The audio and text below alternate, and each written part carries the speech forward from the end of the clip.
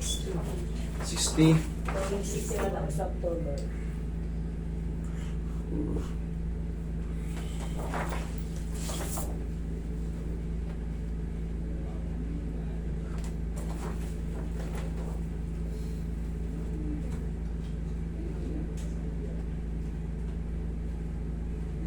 Ano ba kayo? Nadulas? Ano? Hindi, pagtulak ko lang ng kama na foam. Pag ganun po, may sumakit dito. Ito. Sabi nyo, sa fracture daw, sabi ko sa amin. Kaya nga eh. Ito, May ano dyan, no? Andyan yung set. Nandito yung kanya, sulat. nangyayari lang yan. Kung naisiko nyo ano. Yung isa, pikukuin mo. Oh! Nagtulak lang kayo. Foam lang. Pag ganun ko lang sa foam. Foam lang yun, parang panggalan. Magaan lang yung foam ganyan na siguro. Ewan mo, bakit?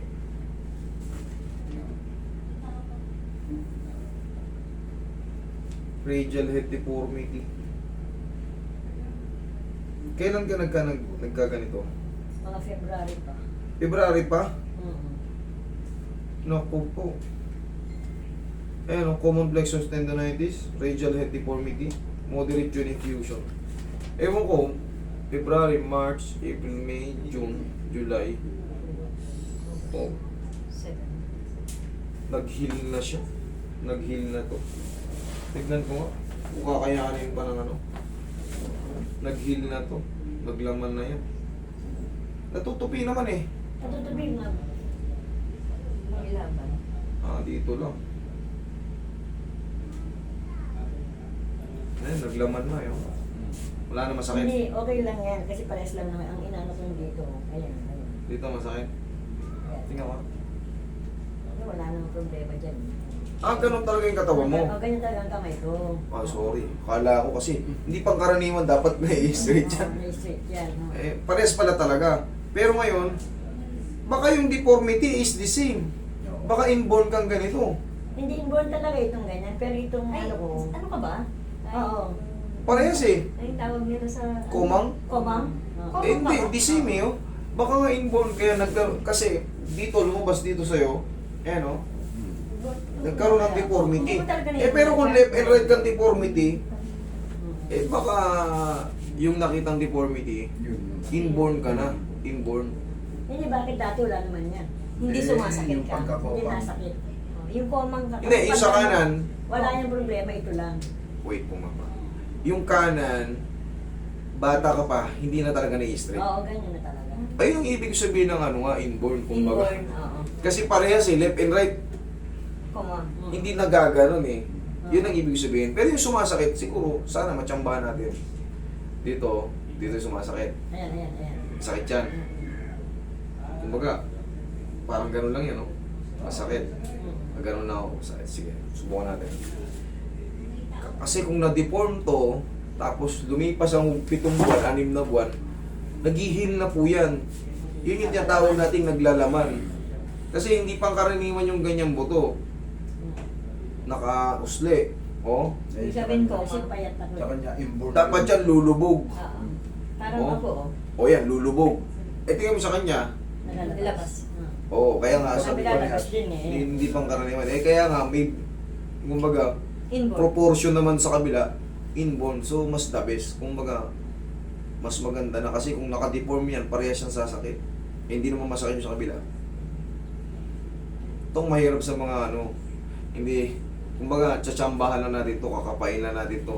Kasi, inborn kang yung buto mo, talagang nakalihis. Ngayon, kung nakalihis siya, ang hirap na magtansya noon kasi nga, yung binivisualize ko sa isip ko, ganito kasi itsura ng siko. Ganito itsura ng siko, dalawa yung buto dyan. Yung MRI kasi, sa normal x-ray, mas malalim yan. Kumbaga, hindi kita yung itsura talaga ng ano. Kasi gumagalaw yan nung kinukunan eh. Ngayon, iisipin ko kung paano siyang ano, deform. Kung paano mawala yung sakit sa loob. Kung paano ang itsura ng sa loob. Kasi mahirap yan. Katulad yan, iba-iba yung buto niya. Tsaka talagang normal yung natutupi siya. Oo. Kasi kung naka-dislocate to, nakaangat, Dito to. haharang yan, maganto lang. Baka yung buto niya lang talaga may extension.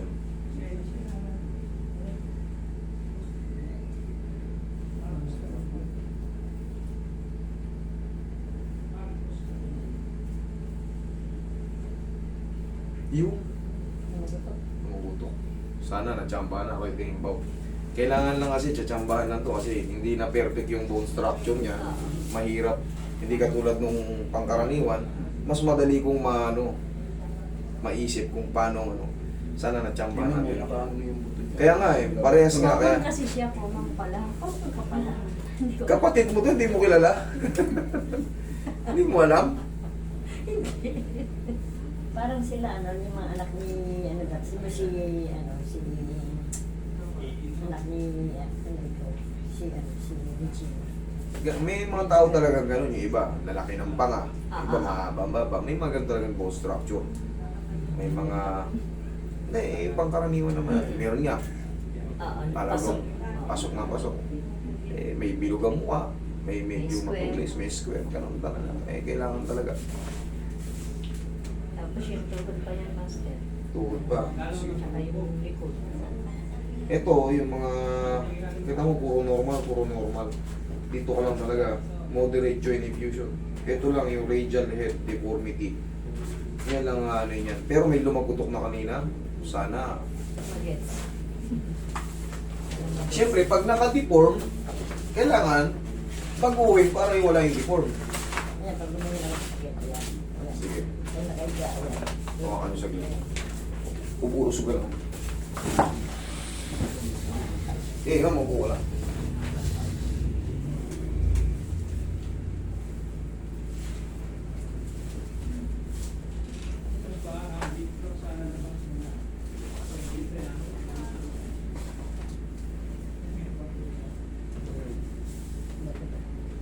Ito.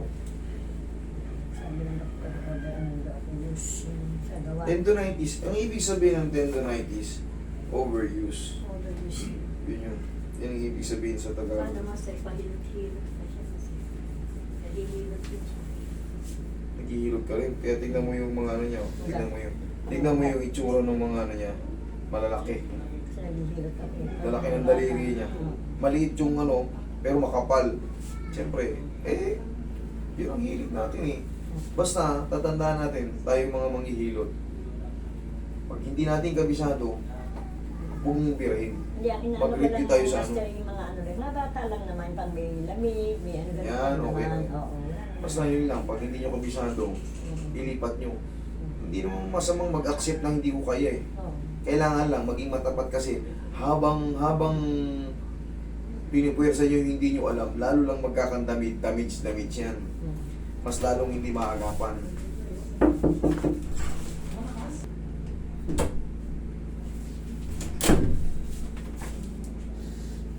Wala na, sagad na. Sige na. Mina na. Okay. Yung konti na yan, 3 to 4 days, wash out na yan. Okay. Higa ka. Sa tuhod naman, hindi kasi yan kagad na tulad yan, tagal na. Master, nag-lock yun. Pagbaba namin ng bus para ako, parang Nag-lock? yung tuhod niya. Tignan mo yung tuhod niya, bulto. Mas malaki yung pangtaas. Oh, Iba yung bone structure niya talaga. iba. Oh, lalaki na. Mga kantuhan eh. Tignan mo yung sa'yo, tignan mo yung sa kanya. Dapat mas malaki dito. Paliliit pa ganun. Ang laki ng pang-ilalim niya oh.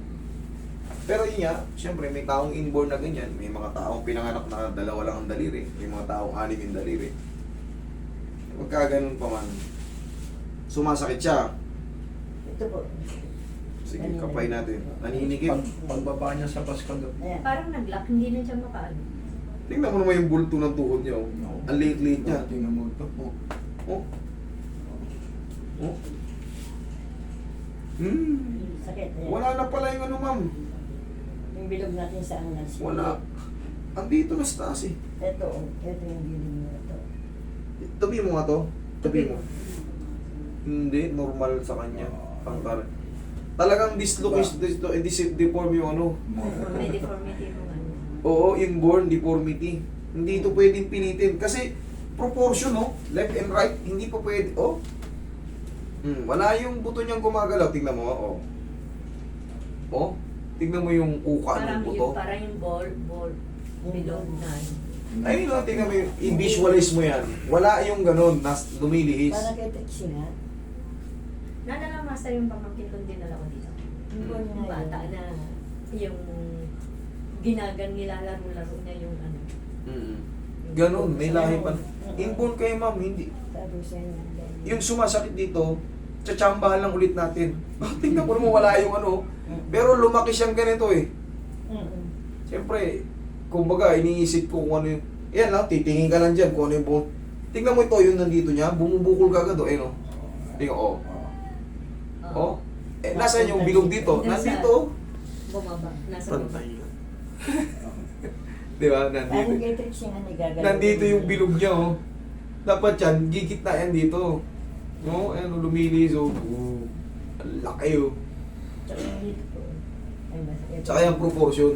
Oh, iba talaga ang ano ng buto Oh. niya. Ayan, ito masakit. Ayan, parang naiungan na rin. Gahanap ko ng talong at saka ano ito kagabi.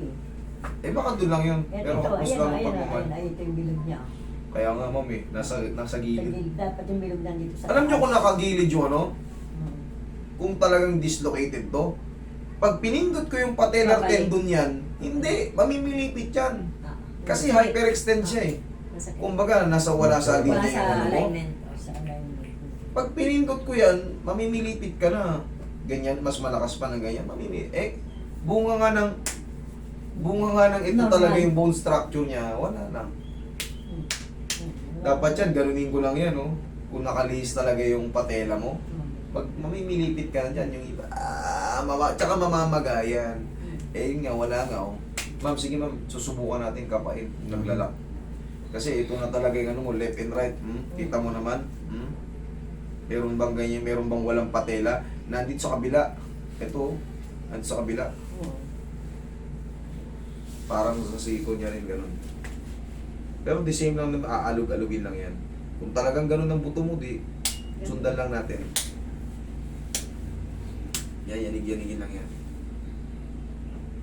Tumunog. Kaya na. Yanig-yanigin lang yan.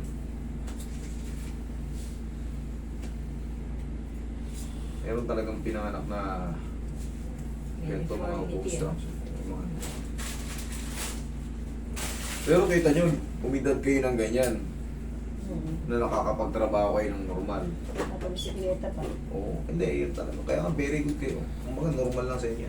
Kung nakadislocate to, sus, may himatay kayo pag hinilot ko to. Pagka talagang stress na stress siya dyan, pag dinidin ko ng ganyan, wala, iyak siya dyan, iiyak siya dyan sa sakit. Pero gaya nga ng sinabi ko, nandyan na yan, pinanganak ang ganyan, kahit suntok-suntokin ko yan, wala lang. May naipit lang konti dyan kasi mas mabilis tong ma-deform kasi nga wala sa talaga sa timing. Yung laro ng patela na sa gilid, siyempre kumakayod yun dun sa may gilid, maaaring pagbuhat, pag biglang baba, pag biglang akyat, sumasabit, eh pangkaraniwan na yun.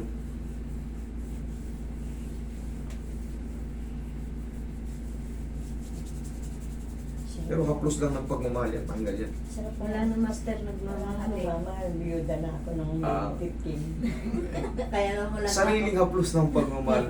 Ako naman kahit na siguro ginaganap na master mag-isa ko lang, ginaganyan ko lang. Ikaw na lang wala lang mahal eh. Tayo ko rin. Marami ka man nahihilot. Hihilutin mo rin yan. Sarili ko. O yan eh, mas maganda rin. Sa atin naman, tandaan nyo, sa ating mga manghihilot, maganda tayo, mag-control tayo sa tiin. Medium lang, hindi naman kailangan ng durug na durug yung mga muscle ang hinihilot natin. Tandaan nyo yan, ganyan. Yan, nahihilot siya, pero hindi umaaray. May pumunta rito, binilinan ko na kayo, may pumunta rito, kita nyo, purong puno ng basa yung babae, anong ginawa? Dinurog daw yung laman, kasi may lamig. Ang laki ng pasa rito. Ay, grabe. May pasa dito. Kawawa yung pasyente. Ngayon, pati yung dito sa ribs, kakadiin, nailubog niya yung 3 ribs. Aray, Ay, nahihirapan tuloy huminga. sakit na. Diba? Parang Kaya pag hindi nyo kabisado, huwag yung Huwag yan ang pakapwersa. Ganyan lang. Oo. Ako ganyan lang naman nag-ilit. Parang massage Yan, pag-aralan nyo maigi yung damdamin din ng minamassage yung merong taong mahina ang pain toleration. Tinuro ka na nahimatay, ibig sabihin mababa yung pain toleration niya. Meron naman tao, tinaga, bakit wala lang, oo, may dyan.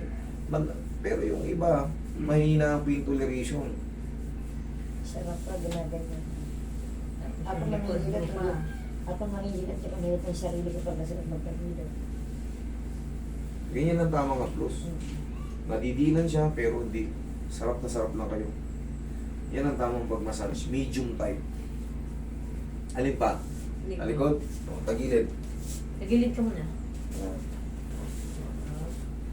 Tapos ganun. Hindi, yung kamay mo. Oh. Diretso lang yan pa. Ito, pag-aralan mo rin to. Malaking bagay to. Pag masakit ng balakang ng hilugin mo. Hindi, ganyan. Diretso lang. Yan, relax na. Yan. Hindi po puwersa, nararamdaman mo, nag-a-adjustan. Very safe yan. Basta ganyan yung position, kabilang side. Para hindi ka bugbog sarado na kakayip sa balakang, hindi mo alam yung sikreto. Ganito lang. Kahit anong bugbog mo dyan sa muscle spasm, oo, natanggal yung muscle spasm, guminawa. Pero, ilang araw, sakit na naman yung balakang ko. Hindi talaga mawala-wala. Ganito. Mas maganda kasi yung ipagmamalaki tayo nung minamassage natin. Hindi yung nakasampung balik na ako dyan eh. Parang pinipiraan na ako eh. Dito, ayaw ko nga kayo bumalik dito eh. Dapa. Ayaw ko nga kayo bumalik dito. Pag alam kong wala na, di ko na kayo binibigyan ng interval. Hindi yung katulad yung sisiluin ko kayo. Sige, bumalik ka rito, Akit pa. pitong session pa. Yan. Kahit alam ko namang kaya nyo na. Hindi ako ganun. Turo ko sa inyo kung ano yung mag-diskarte. Kamay. Mas lalo kayong guminawa.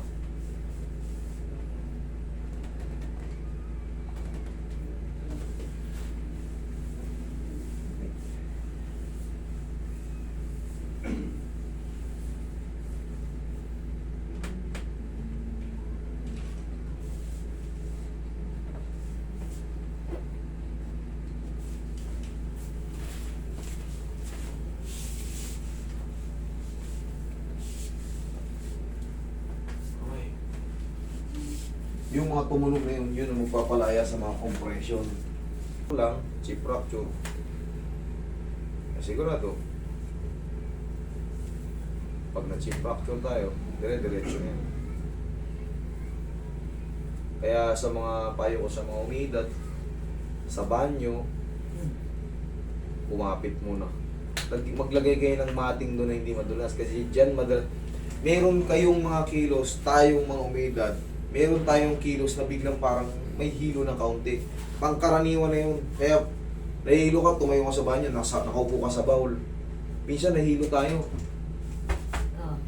Ayan, kaya kailangan pagtayo, lalo kung mga 70 na kayo. Oh, mga ilang segundo. Ganun lang. Ayan. Charge ako. Na ano? Lubat. Asan charger mo? Ayan. Kaya, ayan pa rin yung nakita ko kanina kahapon. Jelly blaster. Malakas din yan. Ang ganda na. Pag pumatik yan. Ang taas na ano ka ba, master? Dalagin Maybe na. Na ano. Ayun, lubat. Doon sa kabila, sa labas. Sa labas. Sa labas. Relax na. Inhale. Exhale. Exhale. Yan. Ay, pasama na yan. Sarap kanina. Tapos i-massage ko na yun dito. Sarap nga dito, nawala oh. Oh. Eh, syempre. Traction yan, decompression yan lahat. Nakasalat. Upo ka. Pag ano. Yan, dyan ka lang muna. Uy, babili mo tayo kay Oh. Kanina. Ito pa, mas masarap pa to. Hindi pa may tulog sa mga. Hindi na ako ba? Gamit nila. Eh, ginagamit nila eh. Gagawin natin. Ang tao. Nasa sila. Okay. Ito na.